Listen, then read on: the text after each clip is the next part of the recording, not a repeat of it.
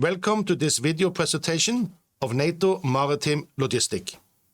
After this presentation, you should be able to summarize the characteristics of maritime logistics, explain the forward logistics site and replenishment at sea, explain the flow of supplies from the theater logistic base and the national support element, and explain the stockpiling for maritime forces.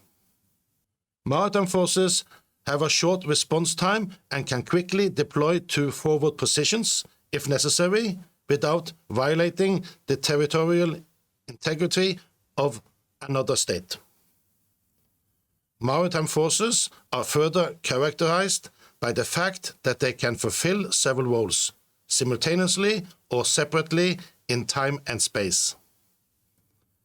The inherent flexibility and mobility of maritime forces contribute to NATO having a tool that can switch between roles of short notice if necessary.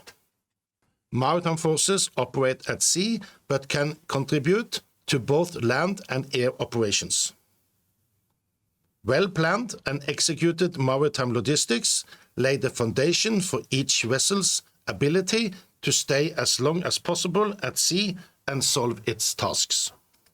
Logistic support for a deployed multinational maritime force has two elements: land-based and maritime support.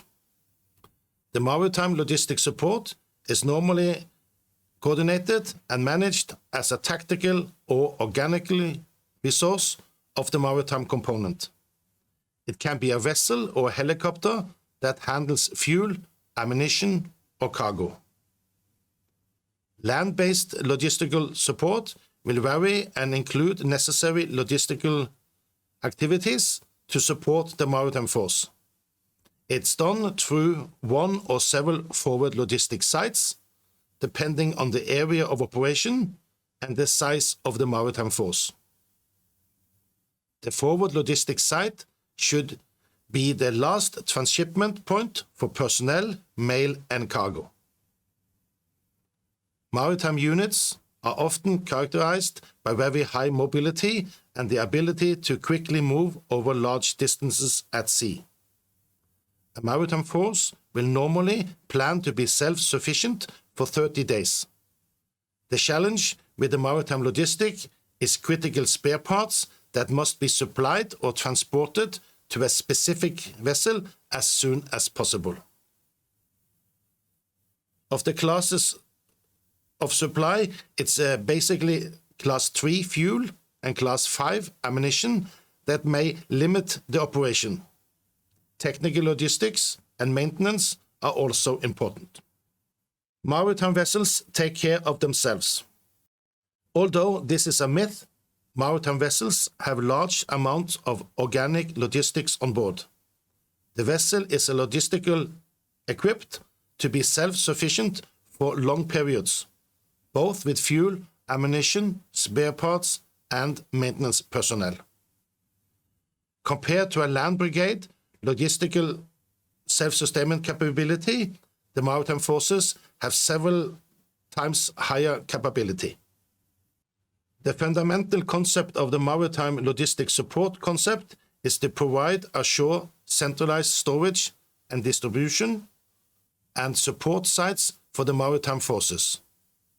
The concept calls for multinational forward logistic sites that provides a variety of life support, supplies, distribution, medical, damage repair, and final distribution point for personnel, mail, and cargo, all in support of the entire maritime force.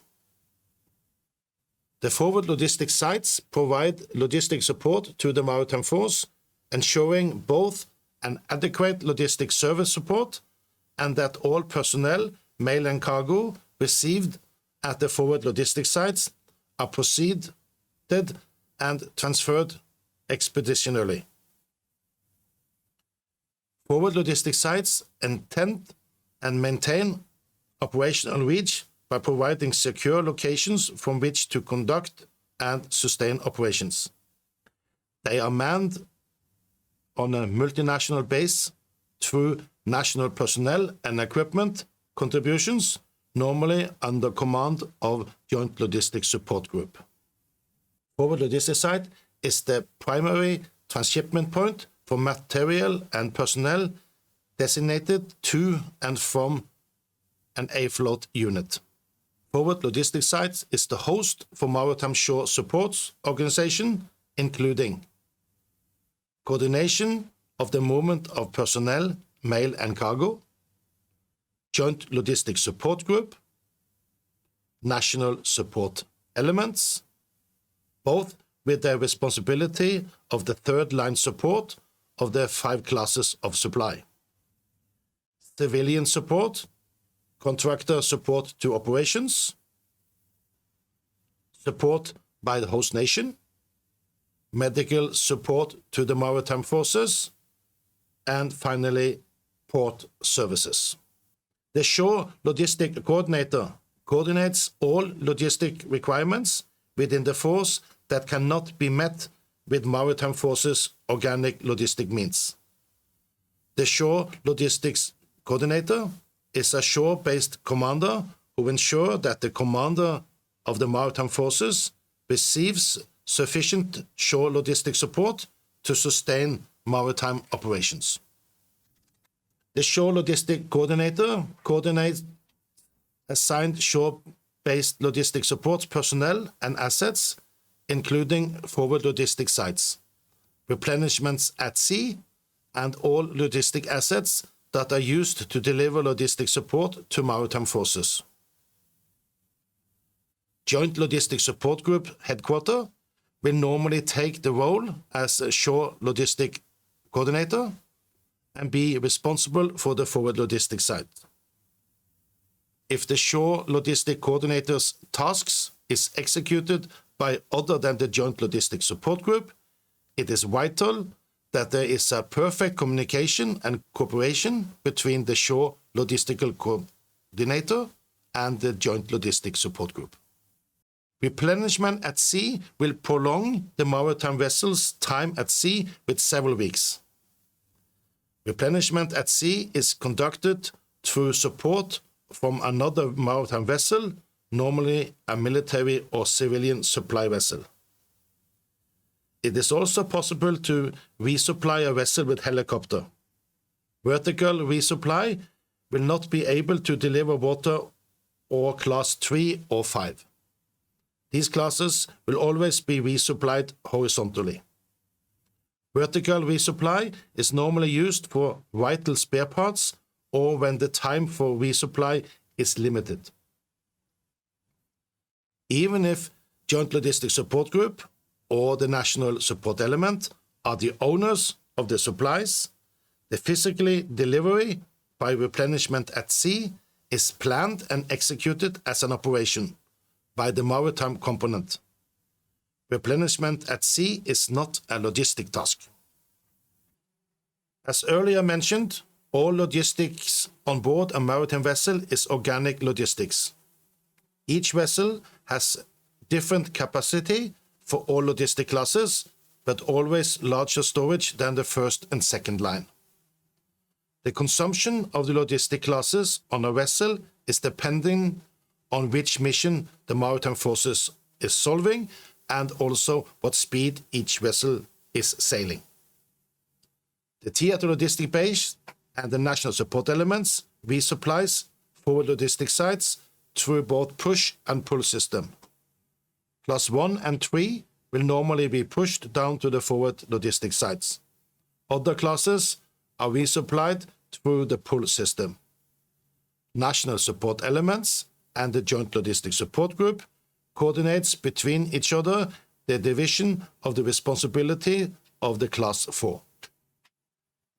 Since a vessel normally have large storage for all classes and at the same time all vessels have different capacity, the numbers of this slide are general planning figures.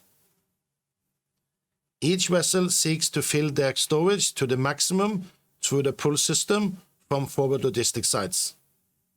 Each vessel seeks to have the storage of first, second, and third line on board. Class 1 water Normally, a vessel produces their own water and therefore do not need large storage of water. Class 2, mainly spare parts. A vessel seeks to have spare parts in storage. Class 3, fuel is normally the limitation for a vessel. This class is the first a vessel normally needs to be resupplied. Class 5, ammunition. Even if the storage of ammunition also should be 14 days, most of the member states do not like to inform in public the vessel's ammunition capacity. We have in this presentation introduced you to the NATO maritime logistics. Key takeaway. A maritime force normally plans to be self-sufficient for 30 days. Large consumption of Class 5 fuel. The logistic challenge is the ad hoc need of critical spare parts out in the sea. Thank you for following this presentation.